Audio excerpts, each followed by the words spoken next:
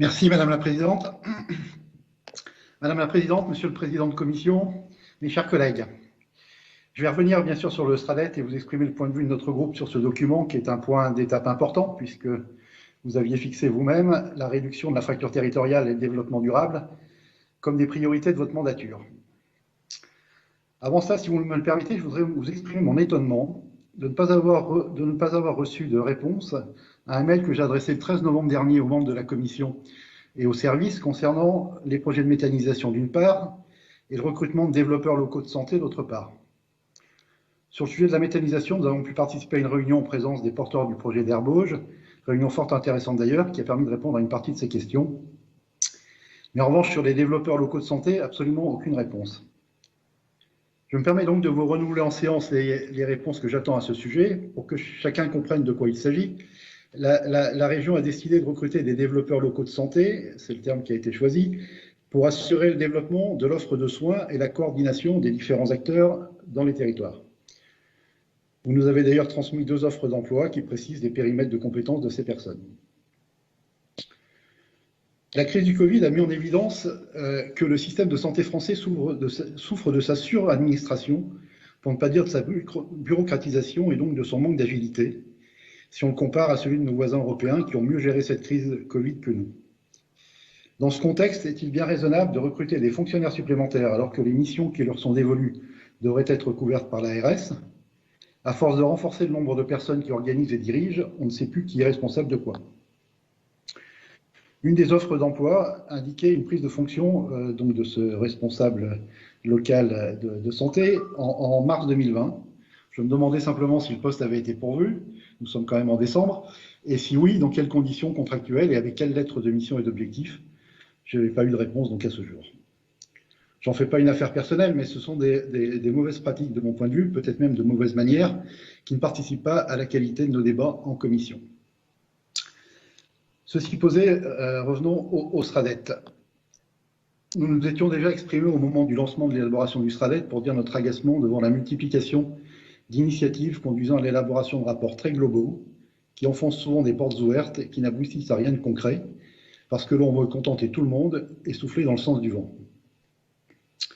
Nous privilégions les démarches où l'on compartimente les problèmes et où l'on traite concrètement des sujets particuliers en fixant des objectifs et en y associant des indicateurs pour mesurer précisément l'impact et que chaque décision a des effets de bord, mais la globalisation en outrance est un piège et je crois que ce SRADET en est l'illustration.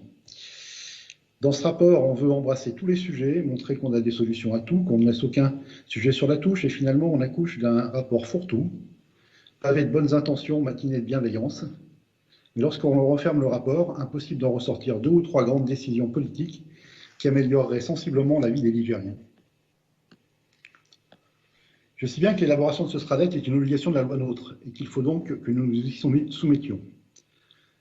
Mais que de temps passé dans des discussions interminables type grand débat, que de budget englouti pour aboutir à ce document qui me semble inutile à bien des égards. En réalité, ce qu'il est intéressant de rechercher dans ce type de rapport, c'est précisément ce qui n'y figure pas. Par exemple, vous ne dites rien de la dégradation sans précédent de la fracture territoriale entre métropoles et territoires ruraux depuis une vingtaine d'années, ni sur son accentuation sous votre mandature. Tout ceci est évoqué de façon pudique dans les paragraphes, je cite, une dynamique de polarisation accrue et des déséquilibres territoriaux menacés. Qu'en termes élégants, ces choses sont dites.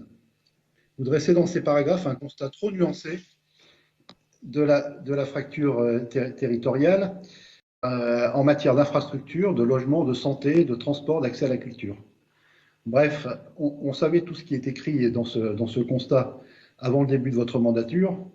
Et la seule chose que l'on puisse constater, c'est que la situation s'est sensiblement détériorée depuis 5 ans. Alors, je me suis penché sur votre stratégie, puisqu'il y a un deuxième volet dans le rapport qui s'appelle stratégie. Quelle est votre stratégie donc pour réduire la fracture territoriale? Elle est exprimée sous forme de 3 orientations principales. Je cite le rapport. La première orientation, c'est assurer l'attractivité de tous les territoires en priorisant sur les plus fragiles. La deuxième orientation, construire une mobilité durable pour tous les Ligériens. Troisième et dernière orientation, conforter la place européenne et internationale des Pays de la Loire.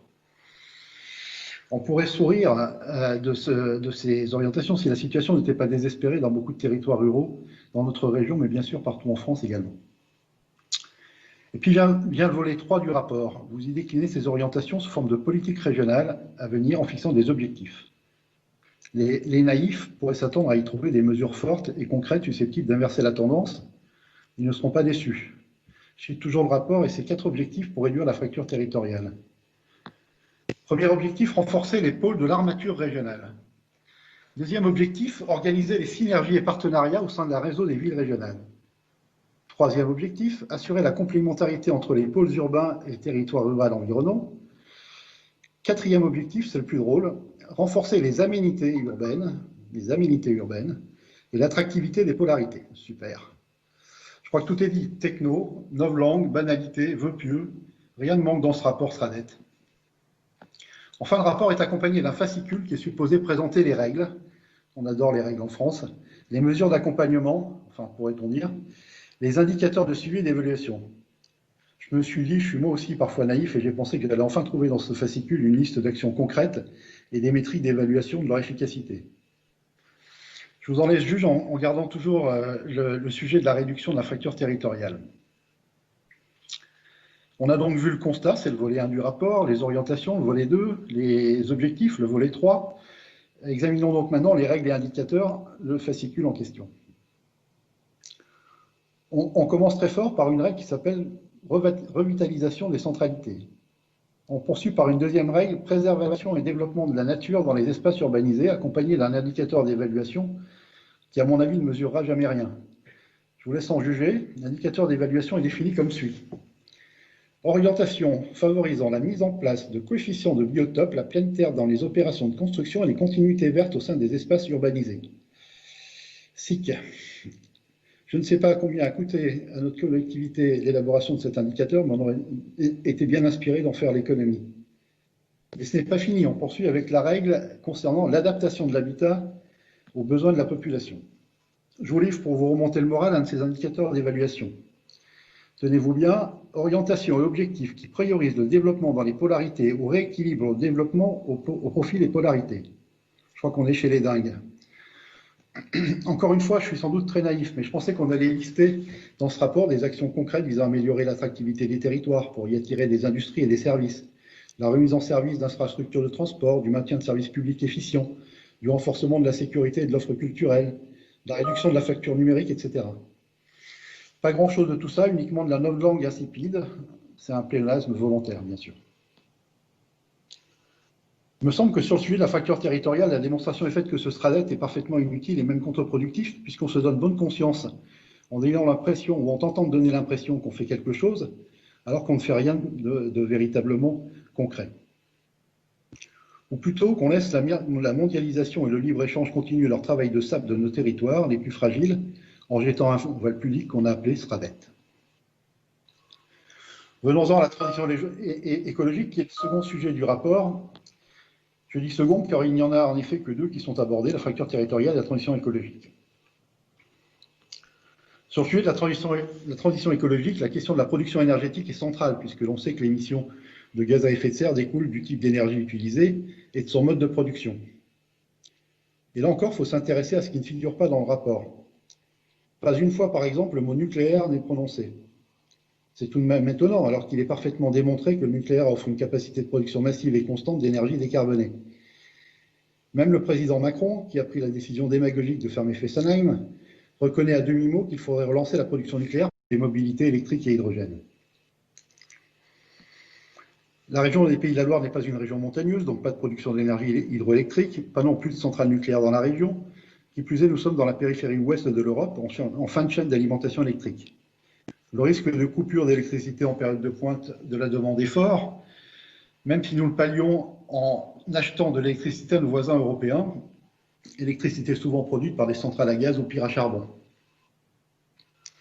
L'éolien ou le solaire, à défaut de solution de stockage massif, ne répond pas au problème de la pointe de demande qui intervient en hiver par grand froid, où les périodes d'ensoleillement sont réduites évidemment et où les vents sont faibles, car ces périodes sont souvent des périodes anticycloniques.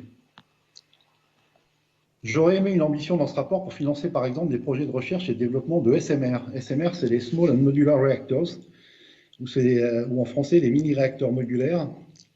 Ce sont des petits réacteurs mobiles à fission qui permettent à moindre coût d'assurer la fourniture d'électricité constante pour alimenter des villes ou des territoires.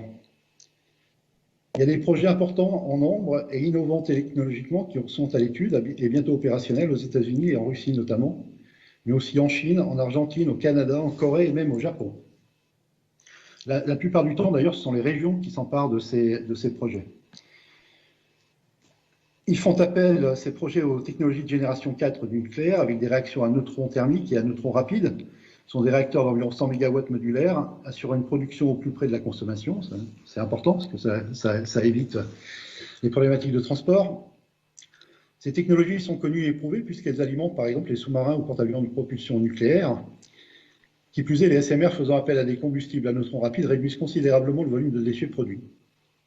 Mais, bien évidemment, pour des raisons idéologiques, on ne parle pas de ces sujets, bien sûr. Donc rien de tout ça dans ce rapport, qui préfère égrener les lieux communs et poncifs en matière d'énergie dite renouvelable.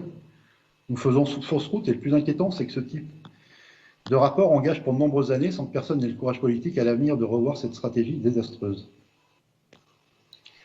Nous avons apporté notre soutien aux politiques encourageant le développement de la méthanisation, de la production et de l'usage d'hydrogène et du GNV, et même des éoliennes offshore flottantes installées en pleine mer. Mais nous regrettons les œillères idéologiques qui condamnent des axes de recherche prometteurs, alors beaucoup d'autres pays dans le monde avancent pendant que nous ressassons inlassablement les mêmes lubies. Enfin, réjouissons-nous quand même. Après la création d'un GIEC régional, vous nous avez épargné la réunion d'une convention citoyenne régionale pour le climat et son cortège de propositions délirantes. C'est déjà ça. Madame la Présidente, Monsieur le Président de la Commission 6, mes chers collègues, malgré les trop rares actions concrètes de ce rapport, notamment en matière de traitement des déchets, de rénovation de l'habitat et d'amélioration de la qualité des eaux, actions que nous soutenons bien entendu, vous comprendrez que compte tenu de ce que je viens d'évoquer, nous ne voterons pas ce SRADET. Je vous remercie.